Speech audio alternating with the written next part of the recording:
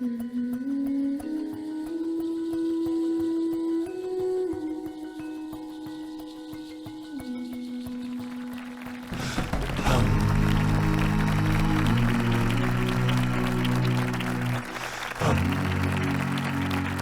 morning. How you doing?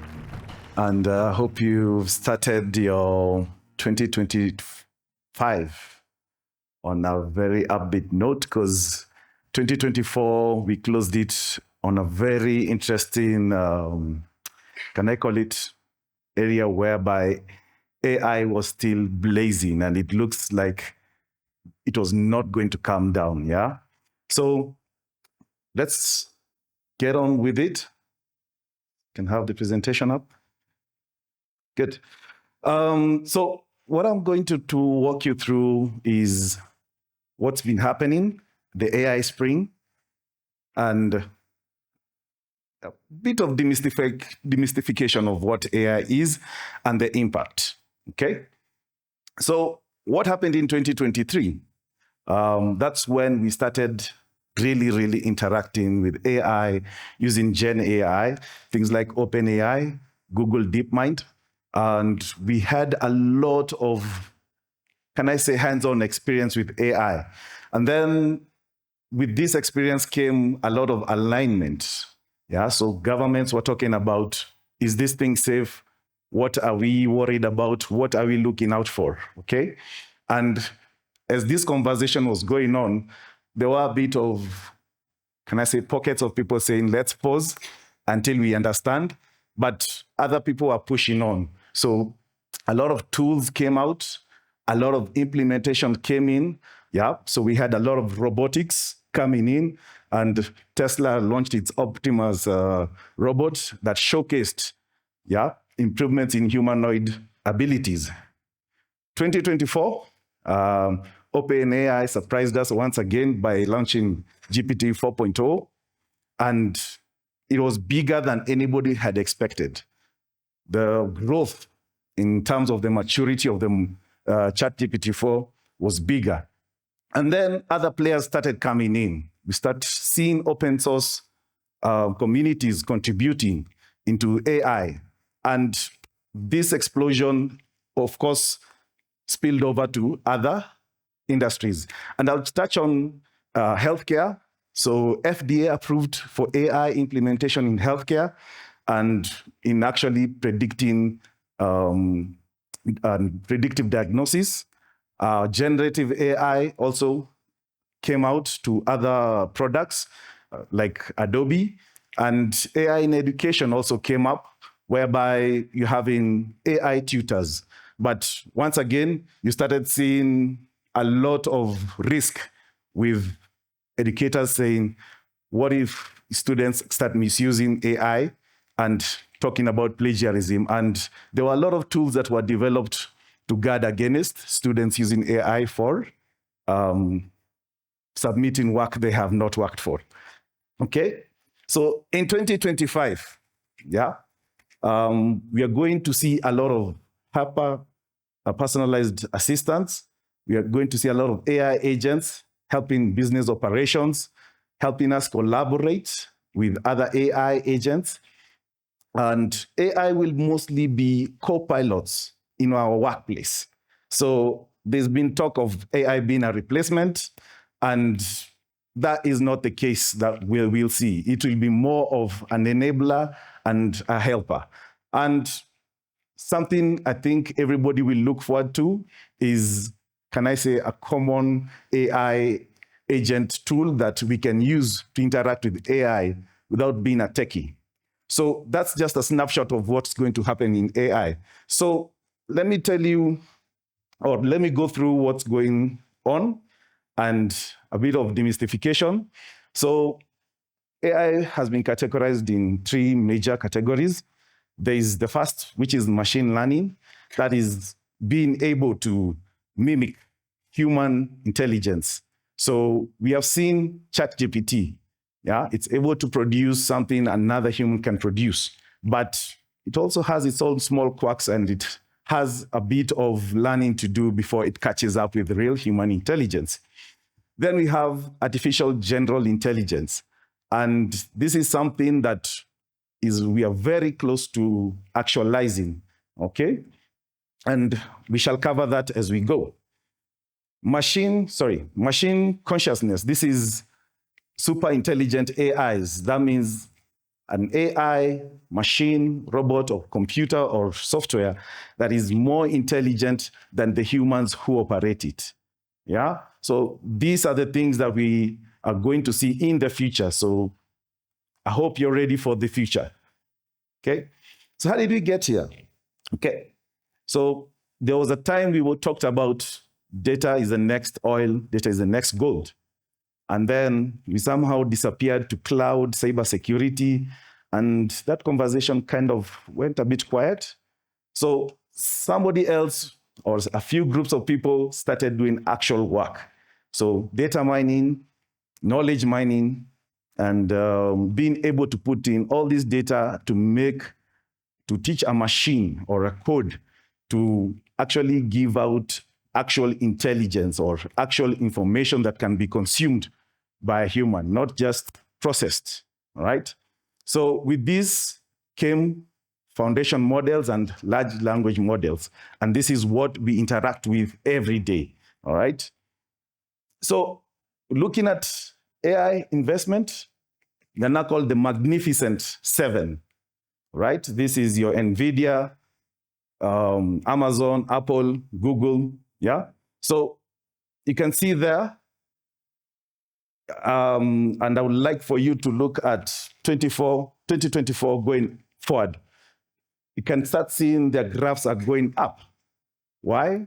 This is when AI really started being deployed to consumers, yeah? So these guys had products that were actually being used by consumers. But there's a saying that in a gold rush, you don't actually go for the gold. You do what? Yes. So here is our spade seller, and you can see clearly what's happening with him, right? So this is the power of AI and being inside the AI market and understanding what is needed and positioning yourself to get the most value out of it. So we also compared the Magnificent Seven with S&P 500. So we can see clearly that the Magnificent Seven are plus 36% above S&P. And this is not, I can say, yes, it might be attributed to other things, but it's hard to ignore that AI was the key driver to this growth. And they're not stopping, all right? They're ready to spend more money. And as you can see, in 2025 versus 2024, they intend to spend more money in building the AI infrastructure and making sure that AI is the leading technology to the future. But once again, we started the year with one of the biggest disruption in AI. Some lab in China. Yeah. Every time we hear a lab in China nowadays, we go like, but this time we became the beneficiaries. DeepSeek came in and actually upended the whole AI industry. And even business leaders and investors were questioning these AI investments that were being done. So why did DeepSeek disrupt so much? So with technology, I'll put this in the same way technology has grown all throughout. Whenever the end user is empowered to use the technology within his own locale, the technology has always gone beyond what the industry is planned for it. So this is the comparison between DeepSeek, OpenAI, and Claude. And you can clearly see that DeepSeek has promised something to users. You don't have to go to the cloud. You don't have to invest in very expensive hardware. You can have your cloud, you can have your own AI running locally and using your own hardware to run. And OpenAI has responded, and they have a new model that challenges DeepSeek. But once again, it's a disruption, and this is something that will turn the game into now, we are now the drivers. So as Mbogwa said correctly, it's time for action. The tools, we have already been given the tools, right? So I'm going to touch on risk, the ethics and regulation challenges that we have been facing. We have seen AI in cybersecurity, bad actors using AI to do bad things, We are talking about AI in military applications. Are we safe? Will these things turn on us? For those of us who are sci-fi enthusiasts. Talking about ethics, explainability. We're talking about being able to know that you're actually conversing with an AI agent. So one of the tests an AI solution should be able to pass is called a Turing test. The Turing test is basically saying the AI can actually pass as a human. So if you don't know you're chatting with an AI bot or agent, you'll feel a bit cheated, right? Okay, so these are some of the ethics that we are talking about. And of course, alignment with human values. In Kenya, we like saying things on the ground are a bit different. So how do we now teach the AI to have these, can I say, human intuitions? And especially when I'm talking about values. Let's go to legal, So AI in healthcare was measured against normal doctors, And it's 30% more accurate in giving a diagnosis than a normal doctor. So a doctor using AI is 20% more accurate, but AI alone is 30% more. But the question is, if there's a medical legal case, who is answering? Is it the person who generated the AI? Is it the doctor? Is it the hospital? So some of these questions are some things we have to look at. Intellectual property, once again, OpenAI and DeepSeek are currently embroiled in whose data did you use to train. In my view, it's the pot calling the kettle black, because OpenAI was accused of using other people's data to train their models. And now they're accusing somebody else of training their model. So anyway, we are going to look at regulation, the gaps in regulations. So fortunately for our country, we have a proposed or draft AI policy, and we are going to have a look at that.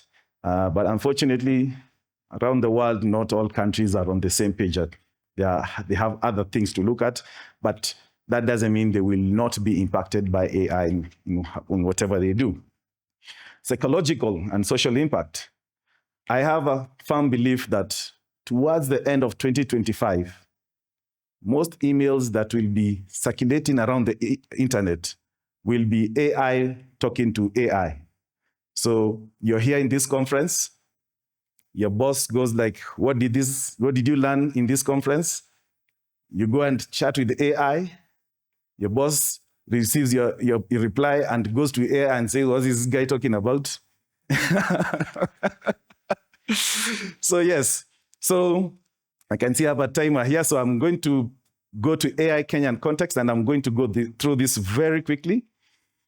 The strategy talks about 3 key pillars.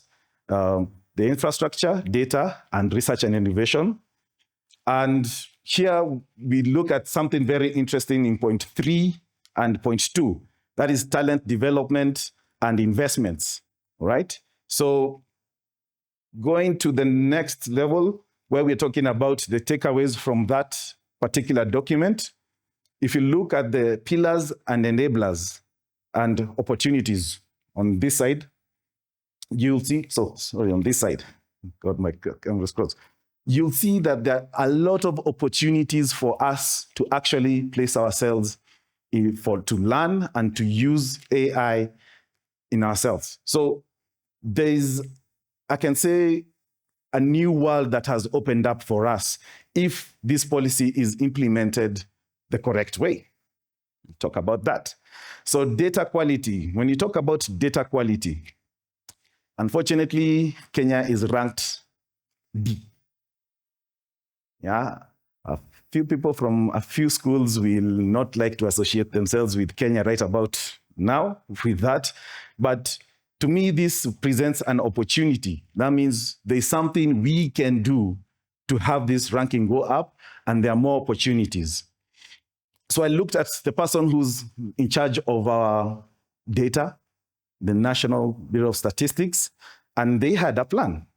And one of the things I liked about their plan is quality and making sure that the data that they are collecting is reasonable and can be used. Yeah. And they're talking about statistical advocacy. So using of data to make policies and decision making. To me, that sounds like something we need for AI. And I think I will not go through the pillars, can have a look at them, but they more or less speak to what the AI strategy has. Okay, so we're talking about standards, transparency, accountability, which is the key things that we need to look at in AI. So what to expect in 2025? AI agents. So these are going to be your companions. You're going to, whether you like it or not, you're going to interact with AI agents. So what are AI agents? We're talking about things, AI that is specifically coded to do a very specific task. I've seen bookings, some of them have inbuilt browsers that they can even carry out browsing tasks and even do research based on your queries within, last I checked, within 20 seconds, they can have a whole research paper done. All right. So not only will you have one specialized agent, they can collaborate. So one agent speaking to another agent. And this daisy chain now produces a lot of value in terms of what we need to do. So in total, what we are talking about is we are now in the era of replacing Google search with AI search. Okay? So our work will not be looking for something, reading through it. It will be looking for something and actually getting valid information that we now need to verify. Okay? Tools. They have developed tools for us to develop AI agents, and OpenAI Anthropic, which is Claude, Browse, which is open source. My two favorites are N8N and Copilot Studio, because I find them easy to use and easy to interact with. And these are going to be the main tools for us to generate our own content, our own AI solutions, and be able to get involved in this AI journey. Final words, what we need to do. Mbogo rightly said, we need to act. We need to educate ourselves. We need to promote collaboration, create platforms for AI conversations, address the challenges, making sure that everybody has been involved with generating a tool, leverage technology, especially that part of engaging citizens in data creation. Everybody has a smartphone, so everybody can potentially be an AI assistant or agent to start to data collection and creation. Strengthen data infrastructure. We now have a cloud policy whereby they talk about government cloud. I'm hoping the implementation of this means if you're doing research or some sort of study around the government initiatives, they can give you some free compute or free resources or something that will help you advance in whatever it is that you're doing. So that's it from me. And here are some honorable mentions of some projects I've actually seen and experienced or touched with my own eyes and experienced them. So there's Eka Insights that use drones to actually tell whether your land the plants in your land are growing well. Jacaranda Health have a system called Prompts that enable healthcare services. All things programming, once again, capacity. They're using AI to teach you how to code and how to use some of these tools. Neurolabs, they're more for radiology, that's in healthcare. And of course, I cannot forget to mention Avenue Healthcare. We're using AI for our ICU because ICU, I think, if you have a critical patient that needs a lot of attention, you want the best mind on it. And what a better mind to have on a critical patient than AI. Thank you.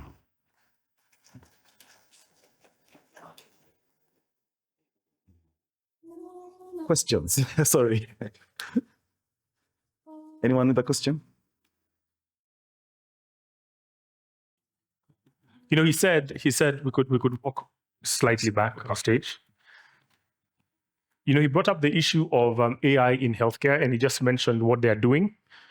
And when you think about it, how many times do we always think of getting a second or third opinion? What about if you made it easy for someone to opt in to this AI insight to absolve, you know, whether it's a practitioner, as a doctor, or the facility from, you know, from any sort of legal repercussions? I think that would be much welcome. So, do you have any other questions for GG? Yes, there's a question there. If you tell us, maybe can we get a mic to him? And as that mic gets to him, what are you doing that you consider innovative with AI?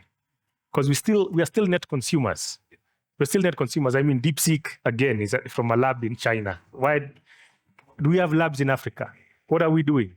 Or are we just happy trying to paraphrase or plagiarize other people's work by saying, rewrite this so that it can sound like an original thought? What are we doing? I challenge us to think much differently. Yes. Hello, my name is Daniel. Thank you for that presentation.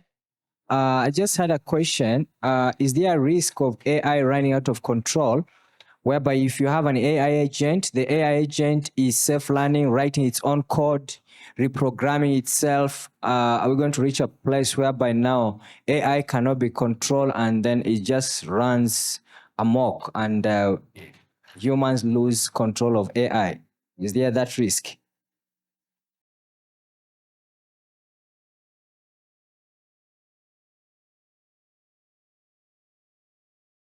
Yes, the risk is real.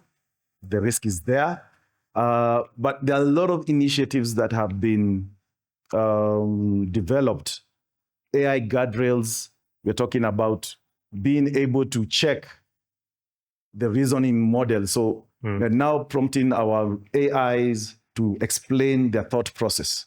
Yeah. So there was a part there, we talked about transparency. So that is actually expecting the AI to show you how it reasoned and how it got to the solution. So we're not just getting AI feedback. Yeah, just push it, goes there and comes back, and we accept that to be the truth and the only truth. So we are now expecting the AI to explain itself. Yeah, there's also the aspect of having AI have human values. Yeah, and this is going to be another big area whereby we need to train that any AI that's coming out to the general public for general use has this component built into it. And I think they're going to have these kind of products. Think of it like an AI antivirus, whereby if your AI has been produced, it needs to have this other program that can actually tell it, no, you're actually doing the wrong thing. Yeah. So yes, a lot of work is going, but once again, AI is growing so fast. So it's up to us to keep acting and making sure that the people who are developing this AI are doing the right thing. Yeah. So it's going to be something that we are going to have to look out for in 2025 and ensuring that whatever AIs we are using have that ethical programming to it. Fantastic. Thank you. Help me appreciate Geoffrey one more time. Thank you.